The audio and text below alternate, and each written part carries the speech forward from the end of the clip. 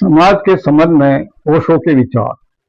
मान्यवर ओशो हर विषय पर बोले हैं, खूब बोले हैं, पर जरा उल्टे ही बोले हैं, लीक से हटकर बोले हैं। समाज पर भी कुछ इस तरह ही बोले हैं कि आज का समाज दुखों से भरा पड़ा है, समाज का आधार ही दुखों की बुनियाद पर खड़ा है। ओशो कहते हैं कि जब समाज दुखी होगा तो उसमें हिंसा होगी। दुखी आदमी हिंसक ही हो सकता है। जब समाज दुखी होता है तो आदमी क्रोधी ही होगा। दुख हर चिंता का उद्गम है। इसलिए अगर नए समाज को जन्म देना हो तो समाज की बुनियाद ही बदलना होगा। ओशो के विचार वस्तुतः क्रांतिकारी रहे हैं। ओशो का दर्शन सबसे अलग रहा है।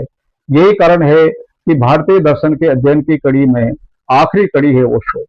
समाज के बारे में एक प्रसिद्ध उक्ति है, समाज का काम मेरे बिना भी चल सकता है, परंतु मेरा काम समाज के बिना नहीं चल सकता। इसी दर्शन पर समाज टिका है। ओशो कहते हैं, आदमी आरंभिक अवस्था में जंगली रहा होगा, पर गहराई से देखा जाए तो वह आज भी जंगली ही है। कहीं भी बस गया हो, पर जंगल को तो आज भी पकड़े हुए ही है। धीरे धीरे झुंड में रहने लगा, गिरोह में रहने लगा। वैवाहिक व्यवस्था के बाद तो उसे जंगल से सबसे अधिक डर लगने लगा, इसीलिए परिवार के साथ रहने लगा। धीरे धीरे एक से अधिक परिवार साथ रहने लगे। बस यहीं से समाज का आरंभ होता है।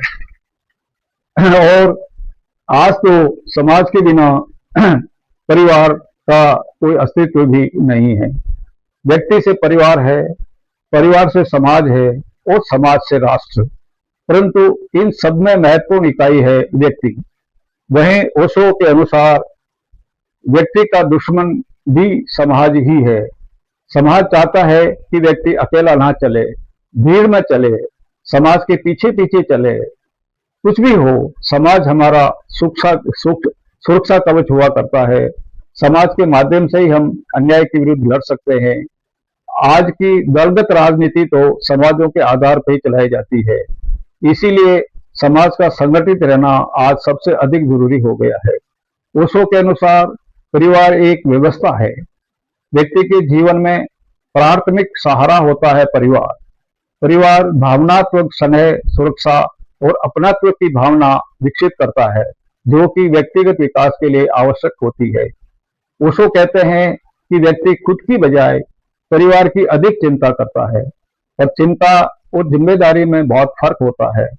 चिंता हमें अंदर ही अंदर खोखला कर देती है, जबकि जिम्मेदारी का काम करने को प्रेरित करती रहती है।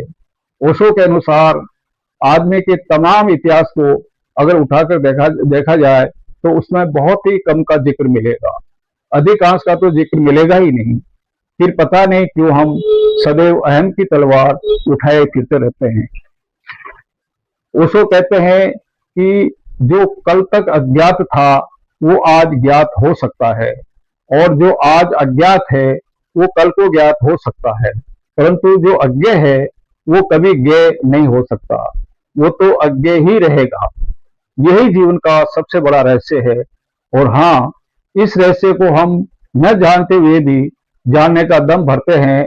इससे बड़ा कोई दूसरा रहस्य हो भी नहीं सकता। बस इसी के साथ भारतीय दर्शन का संक्षिप्त परिचय समाप्त। आप सभी को बहुत बहुत धन्यवाद।